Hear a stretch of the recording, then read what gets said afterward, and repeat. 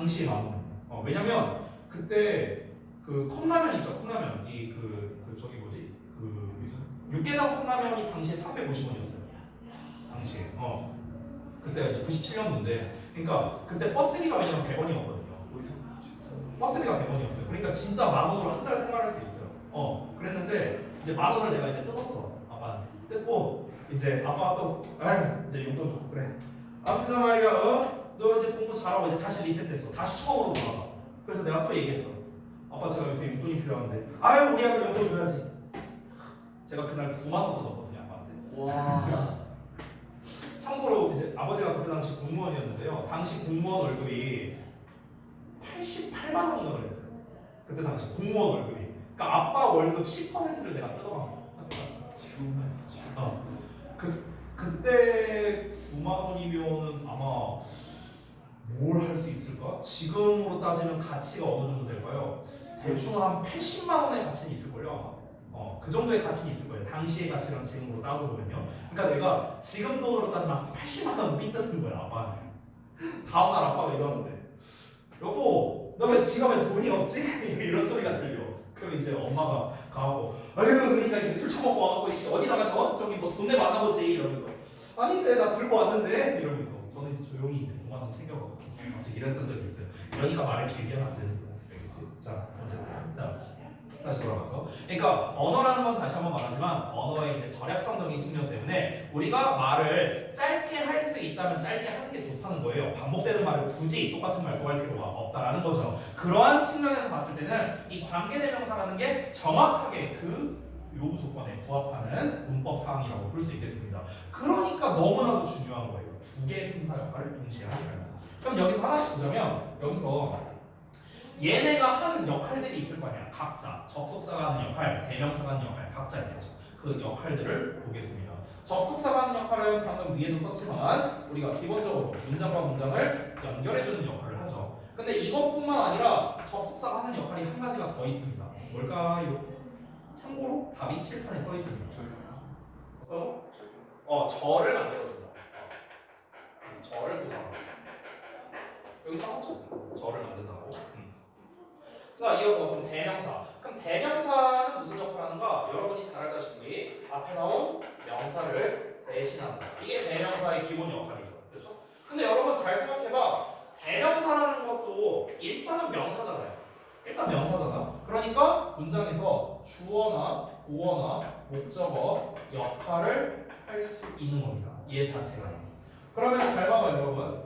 제가 줄여서 관대라고 써볼게요. 관대.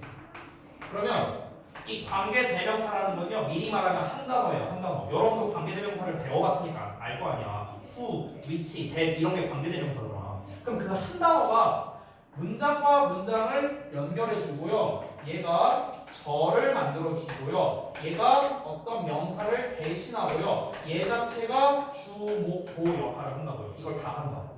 이 한 단어가 이 네 개 역할을 다 한다고. 근데 안 써 이거를? 이렇게 가성비가 좋은데 안 쓸 이유가 전혀 없죠. 그렇죠? 그러니까 관계대명사가 중요하다는 거야. 우리가 커뮤니케이션, 언어적인 측면에서도 대단히 중요하고요. 게다가 어법적으로는 말할 것도 없이 중요하다는 거예요.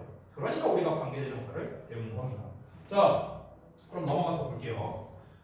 두 번째 보겠습니다. 제가 아까 전에도 처음에 말했는데 관계대명사 이런 문법을 배울 때 뭐가 중요하다? 품사, 자리, 해석이 중요하다고 했습니다. 그래서 자리에 대해서 알아볼 거예요. 자리에 대해서. 자, 관계대명사 줄여서 관대라고 다시 한번 써볼게요. 관대.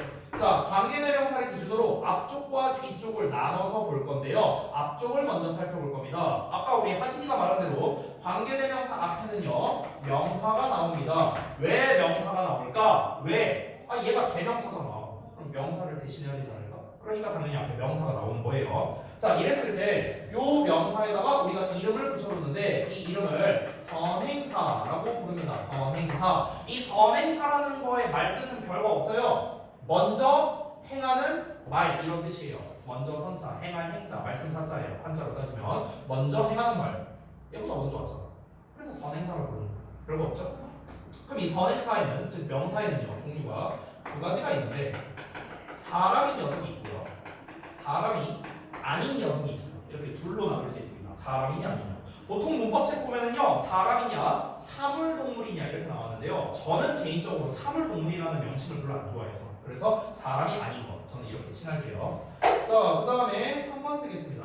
관계대명사의 앞쪽을 알아봤으니 관계대명사의 뒤쪽을 알아봐야 되는데 제가 매번 이 필기를 할 때마다 말씀드리는 거지만 지금부터 쓸 이 3번 특징이 가장 중요합니다. 왜 가장 중요하냐? 한 번 더 강조할게요. 우리 영문법 배울 때 뭐가 중요하다고요? 품사 자리 해석이 중요하다고. 이 3번에서요 품사 자리 해석을 다 알려줄 거예요. 그래서 중요한 거야. 자, 볼게요. 다시 써볼게. 앞에는 명사, 즉 선행사가 나옵니다. 그리고 뒤에는 관계대명사. 일단 우리가 1차적으로 알 수 있는 건 뭡니까? 일단 관계대명사는 명사 뒤에다 쓰는 거구나. 1차적인 자리는 알았어요. 그렇죠? 명사 뒤에다 쓴다. 이 명사라는 놈은 주어가 될 수도 있고 목적어가 될 수도 있고 보어가 될 수도 있죠. 그렇죠? 그러면 주어 나오고 관계대명사 나올 수 있고 목적어 나오고 관계대명사, 보어 나오고 관계대명사 이렇게 나올 수 있다는 거예요. 그렇죠? 자, 이 상태에서 뒤에 절의 형태가 나오겠죠? 절을 이끈다고 했으니까 아까 전에. 근데 여기서 또 하나의 특징. 관계대명사는 이런 역할을 할 수 있어요. 주어나 목적어나 보어 역할을 할 수 있습니다. 그럼 예를 들어서 관계대명사가 주어라고 한번 쳐보자. 얘가 주어 역할을 할 수 있으니까 주어라고 쳐볼게. 그럼 뒤에는 동사, 목적어 뭐 이렇게 나오겠죠. 삼형식을 기준으로 쓸게요. 그냥. 자, 그러면 또는 관계대명사가 예를 들어 목적어로 쓰였다고 쳐보자. 그럼 뒤에는 어떻게 나올까? 주어, 동사까지만 나오겠죠. 목적어를 또 안 쓰겠죠. 그렇죠? 그러면 여러분 잘 보세요. 주어, 동사, 목적어, 주어, 동사, 목적어 이렇게 나오는데 그러면 이 관계대명사를 제외하고 봐. 얘를 제외하고 보면 여기 뒤만 봤을 때는 주어가 없어요. 여기에는 목적어가 없습니다. 그래서 주어나 목적어가 없는 빵꾸 뚫려 있는 형태가 된 거죠. 그래서 이 덩어리를 우리가 아까 이제 우리 제이가 말한 거죠. 바로 불완전한 구조, 불완전한 문장이라고 부릅니다. 불완전한 문장. 그러니까 관계대명사 뒤에 불완전한 문장이 나온다. 이걸 수학 공식처럼 외우고 있는 게 중요한 게 아니야. 왜 불완전한 문장이 나오는지 알아야죠. 왜 나온다고요? 얘 자체가 그 역할을 대신하고 있으니까요. 됐어? 얘 자체가 주어 역할을 하고 얘 자체가 목적어 역할을 하니까 뒤에 주어를 또 쓰면 안 되겠죠. 또는 목적어를 또 쓰면 안 되겠죠. 그러니까 뒤에 불완전한 형태가 되는 거야. 합치면 완전해지죠. 합치면. 됐습니까? 자, 그래서 이 덩어리가 만들어졌습니다. 자, 이 덩어리 안을 보니까 다시 한번 주어, 동사가 들어있기 때문에 이 덩어리를 우리가 절이라고 부르겠죠. 절. 됐니? 자, 근데 잘 봐봐. 하나하나 따져보면 품사만 따져볼게. 얘는 명사죠. 얘는 동사고요. 얘도 명사입니다. 하나씩 따지면요. 하나씩 따지면 명사, 동사, 명사야. 근데 덩어리는 무슨 역할이냐? 덩어리는요 앞에 있는 명사를 꾸며주거든요. 앞에 있는 명사를. 그럼 명사를 꾸며주는 애는 형용사잖아요. 그래서 이 빨간 놈은요 형용사 덩어리가 되는데 덩어리가 절이었죠 이름이. 그래서 우리가 형용사 절이라고 부르는 거예요. 형용사 절. 자, 그럼 이제 우리말로 해석을 어떻게 하느냐? 뭐뭐 하는 이렇게 니은자 같은 뜻나서 해석이 돼요. 됐나요? 자, 그럼 어떻습니까? 지금 정리해서 말하자면요. 잘 들어보세요. 일단 여러분이 잘 보셔야 되는 게 관계 대명사의 품사가 뭐냐라고 만약 물어본다면요. 품사는 대명사예요. 왜? 이름에 써있잖아. 대명사라고. 그렇죠? 근데 관계 대명사가 이끄는 절은 품사가 뭐냐? 그러면 형용사 절이라고 말하는 거야. 됐어? 얘는 대명사야. 얘가 형용사라고. 얘가. 됐어요? 이 덩어리가 형용사라고. 얘는 대명사고. 얘도 따지고 보면 명사, 동사, 명사잖아요. 하나씩 따져요. 근데 덩어리는 형용사라는 거죠. 덩어리입니다. 그래서 형용사 절. 자, 그러면 품사 알아봤고요. 자리는 명사 뒤에다 쓴다. 자리 알았고요. 해석 어떻게 돼요? 뭐 하는.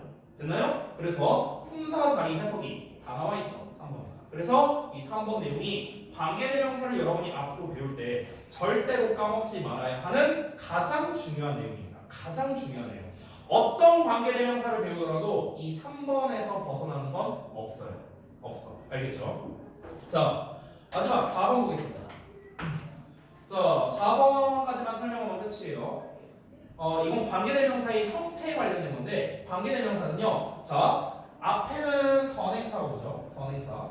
그래서 이 선행사에 따라서 그리고 격에 따라서 형태가 달라진다는 거예요.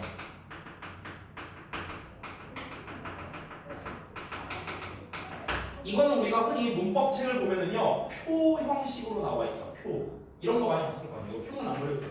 뭐 이렇게 나와 있잖아. 여기 뭐 여기 있고 선행사 있으면 뭐 사람이면 뭐 후즈 쓰고 뭐 사람 아니면 위치 뭐 후즈 이렇게 쓰고 둘 다 상관없으면 that 쓰고 뭐 이런 거 있잖아. 그거 말하는 거예요. 그거. 즉 무슨 말이냐면 앞에 있는 선행사가 사람이냐 아니냐에 따라서 그리고 격에 따라서 우리 아까 격이라는 말 배웠거든요. 뭐라고 했죠? 위치라고 했습니다. 위치. 즉 관계 대명사가 주어 위치, 즉 주어 역할을 할 때 그때랑 관계 대명사가 목적어의 역할을 할 때 이럴 때 뭐다? 형태가 달라진다라는 겁니다.